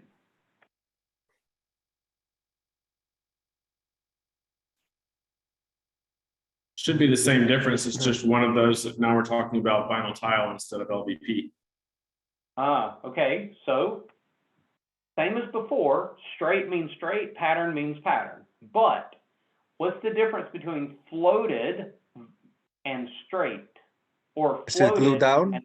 Straight is glue. The Glue down. straight is glue Glue down? down. Right. So option 1 and 2 are both floated. Option 3 and 6 are both glue down. It doesn't specifically say that here. That's why I'm pulling it to your attention. 3 and 6 are specifically glue down. Okay? All right, what about 4 and 5? Grouted pattern and grouted vinyl tile plank installation. Same as glue down, Well, but with grout. Right, it's glue down with grout. So there are some vinyl tile looks where you can glue the vinyl tile down and then you use a special grout. It's not a ceramic grout that you would use with tile. It's a special acrylic grout, but there are certain vinyl tiles that you can actually put grout in between. Okay, so if I were to rearrange these, I'd leave 1 and 2 at the top just like it is. 3 and 6 I would put together, and then 4 and 5 I would leave together. Okay, so this needs to be, the menu selection needs to be adjusted so that it's there, but I want to point this out to you. All right, so our Denton Creek board that we like is a rigid luxury vinyl plank, and we're going to put it in straight. So which one of these do we want to pick? Number 1, floated vinyl tile plank installation. Pattern type? Well, there is no pattern, it's just straight. Anything else we need to change here? Take out the plywood. I need to take out the plywood. Okay, I'm going to leave it in. I'm going to leave it in so you see the result. But I need to take out the plywood. What happens if I don't take out the plywood? It's expensive. Yeah, it's very expensive. I'm going to select my floor, and we're going to put this as just a PG3. That's great. Pick the floated version. Good stuff. I'm okay with doing quarter round, no big deal. Right? Good. So now let's go to complete option, and I want to look at what I've got here. So look at the total cost of this project, $3,600. Maybe you like it, maybe you don't. Now, 1/4-inch plywood and install 1/4-inch plywood. Do I need the 1/4-inch plywood in this case? No, I don't. Nope. I don't need it. I'm not going to use it. I don't need it. So why am I charging the customer for it? So how much extra am I charging the customer because I left that in there? Almost 900. Yeah, it's almost $900. Okay, it's almost $900 on a $3,600 project. So just quick math tells me that my proposal is 25% too high. Now think about that for a minute, 25%, because I got lazy or I got distracted. And when I got to this screen, I didn't bother to take that out. So you got, some of you are going to go run your first appointment and you're going to call me and you're going to get really upset because you're going to be like, wait a minute, you know, we were 30% higher than the guy that was here before and we were offering the same thing. Shaw has given us really, really horrible pricing on our product. And I'm going to look at you and I'm going to say, it's probably not the price of the product. There's probably something in your proposal that doesn't need to be there. And let's figure out what that is so that we can learn from it. Okay? So I go through all this luxury vinyl plank discussion, and because I've seen too many times where people, they get to this screen and they're in a hurry and they just press through and they never touch that button right there to get rid of the 1/4 inch plywood and end up pricing themselves out of a job as a result of it. I just helped a new franchisee last night. He and I were on the call late last night. I just helped a new franchisee that was, some of you, this is the same one I was talking to some of you yesterday about. He priced a job at $80,000. It's a commercial job, $80,000. And there was almost $20,000 of 1/4 inch plywood, and it's not needed. So it can have a big impact on your project. All right, good. So I'm going to take that out. Was that the one we were looking at yesterday, Arlen? Yes, it is. Yeah. So until they make a resilient button, this is always going to happen, is what you're saying. Until they make a rigid, until it says rigid luxury vinyl. Okay. It's always going to happen. The tablet was designed to keep you safe. In other words, if you made a mistake and you left that in there, no problem. I mean, if you land the job, okay, you can always give the customer a discount later if you want to, whatever, right? It's going to keep you safe. The other option is to leave it out by default, but then when you need it, all of a sudden you're $800 short on a job, and then that's a big problem. So the tablet was designed to keep you safe, not necessarily make you competitive. This is where you have to kind of think a little bit when you're doing this. All right, so I can continue the presentation, and this is where, notice now we've got the new company story in here. It looks so much better, so nice and clean. I love it. And I'm going to eventually, I get to the end of my company story, and I'm going to present product to my customer. We good so far? All right, great. So let's bounce out of the screen share again. Now, I'm going to give you some magic words.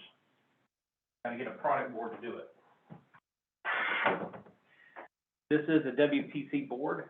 You probably can't see. If I can get it close enough to the camera, you can see the yellow cake, the yellow birthday cake. So I know this is a WPC board. These are magic words.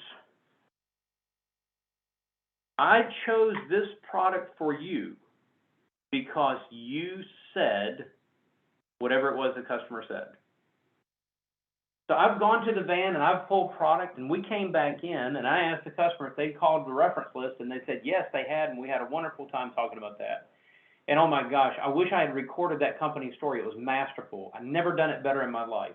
Did a great job with the company story, and now we're looking at product together. And this is how I want to introduce a product to the customer. I chose this product for you because you said fill in the blank. If you will start your product presentation with those words, and I'm not telling you you have to make this a word for word thing, but it is a challenge. If you will start your product presentation with those specific words, it will force you to stay on track. Because here's how it goes otherwise. Oh, Zuri, I know you're going to love this product. Look at this beautiful, it's a WPC, it's got this, it's got this, it's got this, it's got this, all these wonderful features that are on this board, and Zuri's looking at it going, what does that mean to me? Okay, but if I force myself to start product presentation by saying, Zuri, I chose this board for you because you said that you were looking for a board that's waterproof. This is a waterproof board. you were looking for a board that had a little bit of scratch resistance. This has our armor bead scratch resistance on it, and you were looking for a board that had a nice clean wood look to it, and this has a nice clean wood look to it. Great. So now Zuri might tell me, no, I hate that color. Okay, fine, and now we can dive into a different color. But I haven't pulled something out of the van because, oh, I pulled this product out of the van because I get an extra 2% commission off of this product versus something else, which is what people tend to think. So I want to present product in a way that tells the customer that I heard them. Back in step 2, when we were walking around the house and we inspected the space together, you said that you wanted a floor that met these criteria. I pulled this board for you out of the van because it meets those criteria. So this is my challenge to you. As you're practicing this week, next week, as you're going on, even as you're going on ride-alongs with your franchise owner, whatever, I want to challenge you, if you get the opportunity to present product, put this as part of your vocabulary. I chose this board for you because you said blank. It will help you streamline your thoughts on how I want to present this product.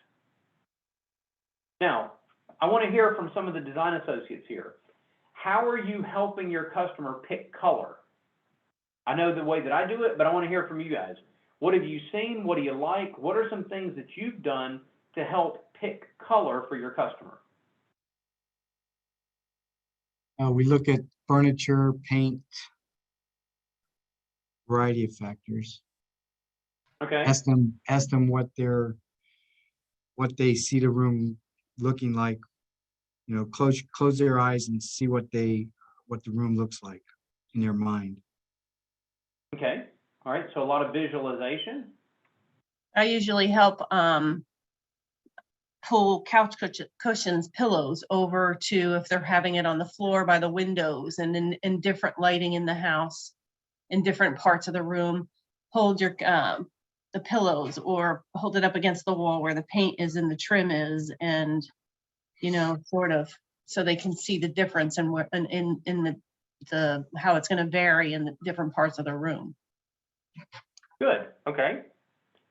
What other techniques did you guys have? I think it's really important to show them the samples in proper lighting as well. That's always a strong point that I make. Oh, you're going to actually take the sample board into the room where it's going to be? Oh, that's mind-blowing. I love it. And if they have other flooring that they're butting it up against, I think it's really important to obviously put it next to the existing flooring that they're keeping. Good.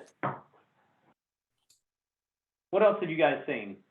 What we do is we block out the surrounding colors to give them a better visual. That turns out very helpful for us.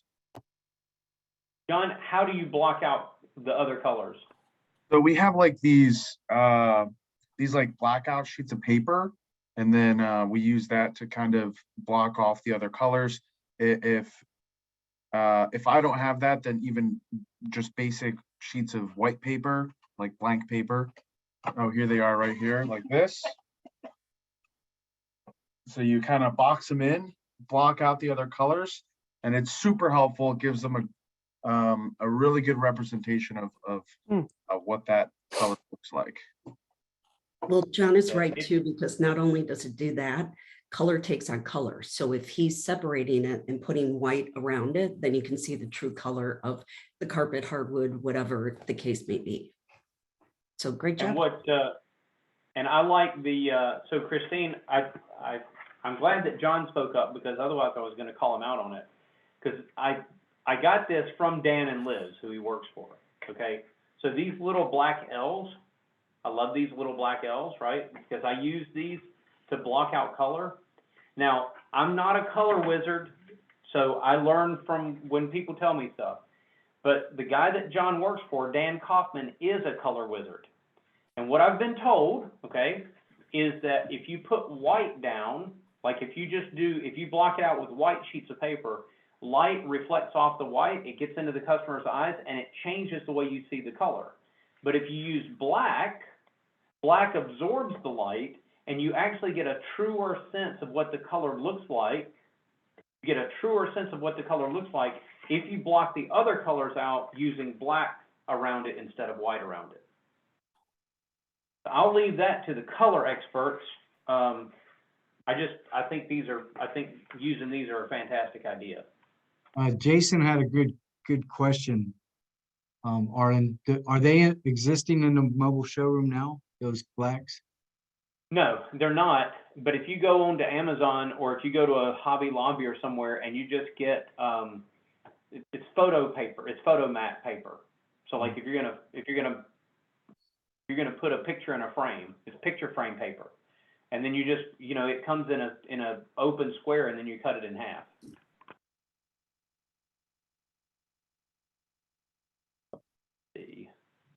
I think what else is very helpful is I downloaded room scenes from our OneDrive onto my tablet. And it's very helpful to show the customer room scenes from previous projects or from, Shaw Now, things like that. I love it. Shaw has a couple of different, Shaw has their Florvana. There's other ways you can also take, like if you dig into Florvana's, the Shaw Florvana app, you'll find, you can take a picture of the customer's room and put the actual floor in their room. It's a digitized version, but that's a neat way to do it.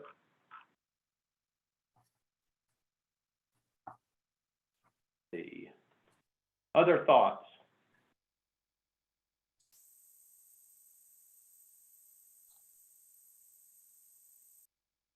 What else have you guys seen to help your customer pick colors?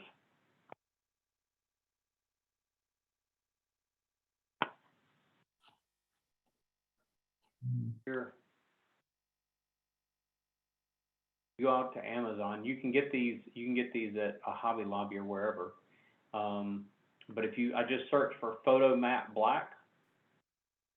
Here's 8x10 pre-cut boards. And then it's really simple, just cut them in half, boom, boom, and now you've got two little L's. The L's are nice because then you can change the size depending on what size your sample piece is. Cheap way to do it. Hey, Carrie, what was that Shaw? The Shaw resource? Shaw Now, it's an app. Shaw Now. And oftentimes we'll use that to check stock, make sure there's, enough stock. But yeah, they show room scenes. And then we've just collected a lot of photos from previous jobs as well. And we downloaded them to the OneDrive. And then I downloaded that to the tablet. So, I can look up various flooring from previous jobs, which is very helpful because people like to see it in a room, obviously. It's sometimes hard to tell with the little sample. That has a searchable function based on the actual product you're looking at? Yeah. That's cool. Yeah. Nice. All right, so where we are in the flow of this, step 6, I chose this product for you because you said X, Y, and Z, okay? And I simply, when I say fab, I'm not gonna kill the customer with 82 bullet points about the product. Customer said they wanted 1, 2, and 3. This is how these fabs relate to that. Then I want to confirm with the customer, is this what you want it to feel like? Is this the way you want it to look? Is this the right color? Confirmation simply means, so is this the floor you love? This is the flooring that you're, I'm trying to be very creative in the way that I ask it, but I want to make sure that that the customer loves this. So step 6 is probably where you'll end up spending the most time with people. But in a way it's the hardest step because you're trying to make sure that you're getting exactly what the customer is looking for. So it maybe takes longer, but it's actually a fairly straightforward step. I chose this product for you because you said this. Explain to them how your product meets the problem that they're trying to solve, and then confirm that this is what you want it to feel like, this is what you want it to look like, this is the color you love, is this the floor that you love? It's actually a fairly straightforward, I don't want to overcomplicate this. And once the customer has said, yes, this is the floor that I love, I want to move quickly into the pre-close. I don't want there to be a big, long delay between here, right? So you think about it like this. This sounds very flat because we're doing this in a training room, but when you're in the customer's house and you've picked out the perfect floor that the customer is in love with, from an emotional standpoint, people make decisions with their emotions. From an emotional standpoint, they're at the highest that they're going to be, right? So they have found the perfect gray, hardwood-looking floor. This is the one I love. Yes, I absolutely love this floor. So I want the period of time between when they say, I love it, and when I show them a price, I want that time to be very, very short, which is why I've already put all my proposal stuff together. Next week, I'll show you how you can just change the product really, really fast. So I'm going to ask a very, very simple question to the customer. Other than price or payment, would there be any reason we couldn't get your job started today? And I expect that the customer is going to say something along the lines of, no, it really just comes down to price. Great. Well, I'm going to do everything in my power to not let price or payment stand in the way of you getting the floors that you love and deserve. So that's my commitment. Okay. Now, I might show them a floor that's a $20,000 floor, and we find out that, no, there's just absolutely no way. $20,000 isn't going to work. And I end up having to go to a second option or a third option. Fine. There's no problem. But this is me promising the customer that I'm going to help them pick out the floor that they really, really need and love and deserve in their home. Good. This is not word for word. This second statement, I want you to make it sound just like you. The first, it doesn't have to be exactly word for word, but it should be really, really close to this, because you can get in trouble if you ask this a different way. So I would encourage this to be word for word. Other than price or payment, would there be any reason that we couldn't get your job started today? Okay, so let's talk a little bit about next week and what next week is going to look like. You should be able, especially with the new company story, you absolutely should be able to do a company story in less than 12 minutes, and I would say probably less than 10 with the new one. Between now and next Tuesday, I'm going to send you 3 questions that I want you to memorize. They're the 3 walk of life questions. I'm going to send them to you in the email today, and I guarantee that you're going to have a problem with question number 3. I guarantee it.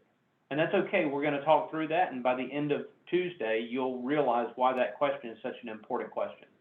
But no worries, just memorize it, and then we can debate it all you want to on Tuesday. For week 5 in the Floor U material, it's actually a pretty light week in Floor U, which is on purpose to give you the opportunity to catch up if you haven't done so already. And next week, what is next week going to look like? Next week, we are together Tuesday through Friday. We will start each day at 11 a.m. Eastern time, so make whatever time zone adjustments you need to make. We will start each day at 11 a.m. Eastern time. From 11 until, let's say, between 4 and 4:30, you're going to be with me. So we have a big block of time that we're going to spend together, and we're going to be going through, it's nothing but inspired sale, and we're going to continue to push through step 8, step 9, step 10, and we're going to do deep dives on this stuff and really have an opportunity to do a lot of breakout room work and practice a lot of stuff.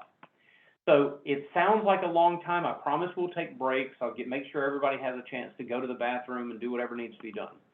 So from 11 to 4-ish, a little after 4 maybe, you'll be with me. Sometime after that, I put on here 4:30 to 6:30. It doesn't have to be that time. Sometime after that, DAs that are on the call, you're going to go and do a full appointment with your franchise owner. Now, I hope that means that you're running an actual real live appointment with a customer and that you land it, and it gives you an opportunity to go through a sales evaluation with your owner. If you don't have an appointment, then your franchise owner is going to pretend to be a customer, and you'll do a full appointment with your franchise owner. Franchise owners that are on the call, you guys are going to be assigned to one of the ops coaches. Now, I know you all know Ron Benton. This last week, you had an opportunity to meet Cassandra, to Jackie, Joe. You will be assigned to one of those coaches for the week, and you will do a full run-through with that ops coach It's by Zoom, so it's not perfect, but it'll give us an opportunity to at least go through some practice runs this week before next week comes around. This is the most important thing. At the end of every night, please, whatever the competency model, and you've been given a copy of it every week, so you already know what it looks like. That competency model, return that completed competency model to me every night. So Tuesday, we're together. You go run an appointment, or you're tuned in with your franchise owner or an ops coach. At the end of that evening, now they have their feedback that they've given you, and send me a copy of that feedback. And the reason that's so important is because then Wednesday, my alarm goes off at 4 o'clock in the morning, and the very first thing that I do is I start reading through all these evaluations.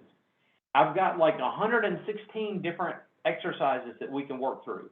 And I pick and choose those exercises based on the feedback that I read on those forms. So like if I don't get your form, or if your franchise owner says, oh, she's absolutely perfect, there's nothing to work on, then I don't have any feedback to help you get better. So it's important that I actually get, this is what needs to be worked on. Good. Friday, same thing. The timing will be a little bit different. You'll be with me from 11 to 2. From 2 to 4, I'll ask you to do those evaluations, and then we'll have like from 4 to 4:30, 5 o'clock, we'll have a final closing. I will promise you this. If Friday comes around and you know what, we don't really need to come back together after that final evaluation, then we won't, and we'll finish early. That just depends on how well we're absorbing stuff during the week. Questions about next week? Yeah, I'm not familiar with the competency model. I must have missed that. So it has been attached to every recap that I have sent you. Okay. I will send it again when I send the No, recap. I've got it. If you said it, I've got it. I just didn't. I just haven't opened it. Are we doing the evaluations on Friday with you or with our franchise owners? With your franchise owner, or in the case of the franchise owners, with an ops coach. All right. And if you missed today and you're coming back through this, there's your code words for the day today. So any questions for me before we sign off? Yeah, Arlen, so if we have a ride along that we can do, but it's in between, but it's during the time that we're meeting, then we obviously can't do that ride along. Right. Okay. Right. You'll be with me next week. So if we don't have if we don't have an appointment scheduled between the 4:30 and 6:30, then we have to do it with our franchise owner. Right. And again, 4:30 to 6:30, I should say just after 4:30, because I mean, if you have if you have a 7 o'clock p.m. appointment, then go do it in the 7 o'clock p.m. appointment. It doesn't have to be within that tight 2-hour window. It's just, you've got an evening appointment, go do the evening appointment and do it that way. Okay. As long as I have all the feedback forms by 4 o'clock in the morning the next morning, I'm happy. Where it gets a little tricky is somebody sends me a feedback form at 10:30 in the morning the next morning, and we've got class starting at 11. By 10:30, I've already locked in on these are the exercises that we're doing. So that feedback is nice to know, but it's probably not going to have a huge impact on what we do that day. So I just need it that night. It can be midnight. I don't care. I have a quick question. Go ahead. Oh, sorry. So that's obviously the competency forms that the franchise owner is going to give, is going to submit from the DA's run through. Correct. Because that's what I've been doing for the franchise owner. Good. And now she gets to do one for you. Right. Okay. Good. Yeah, Owen. I had a question about subflooring. Do you want me to hold that or go ahead and ask. So, go ahead and ask. So I've been, just running different scenarios and practicing at home, and we've got hardwood floor. Where's a good place to look to try to figure out what the subflooring is under hardwood floor if the owner doesn't know? Pull the vent. Find a floor vent and pull the vent. Floor vent? Yep. Okay. Yep. Pull a floor vent. Okay. Now, my house is a little weird because I've got hardwood floors, but all my floor vents are in the ceiling. which is a little bit weird, right? So if Yeah. you came into my home, you wouldn't be able to pull a floor vent to see it. And I in don't- that case, I'm gonna make the assumption that if there's hardwood floors down, that the subfloor has to be a subfloor that can handle hardwood floors. In other words, it has to be either plywood or OSB. Yeah, okay. I've, Yeah, Here in Florida, we have no floor vents, all in the ceiling. Right. what, And in Florida, almost everything on the first floor is concrete. Yes. I Oh. mean, we have very little crawl space. There is some here and there in older homes, but yeah, mainly concrete.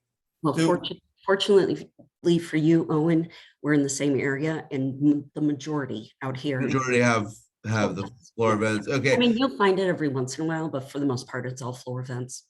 I actually don't in my home, but I do have a hole that was drilled through the floor for a cable wire, and I can see it's either I can tell it's either plywood or the was it OSP or whatever.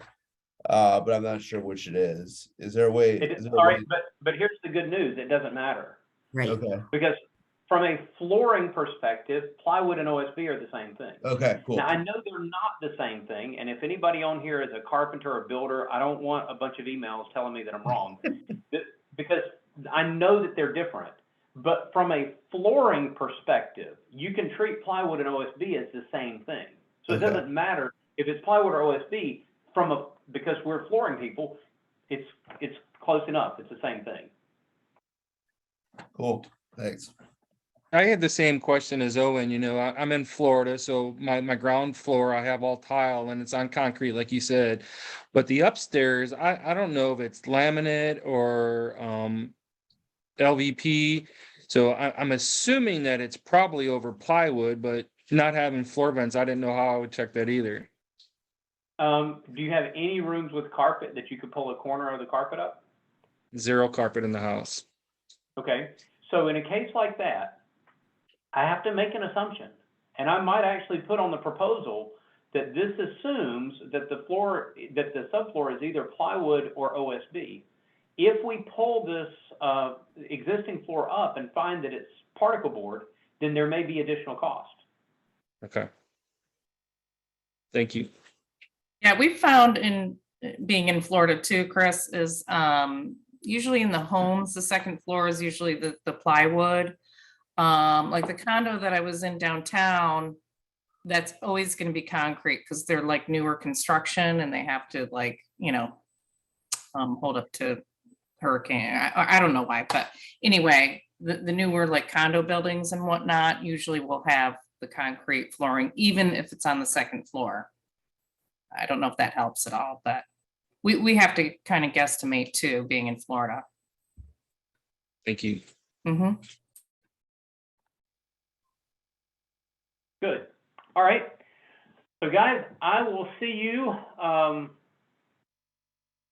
this class anyway, I will see you Tuesday at 11 o'clock Eastern time. Obviously, if you need something between now and then, reach out to me. Franchise owners, I'll see you guys tomorrow afternoon, and we get to dive into even more boot camp stuff. Fun times. All right. Thanks, Arlen. Thank you. We'll see y'all. All right, See you thank you, guys. Arlen. Darlin. Thank you.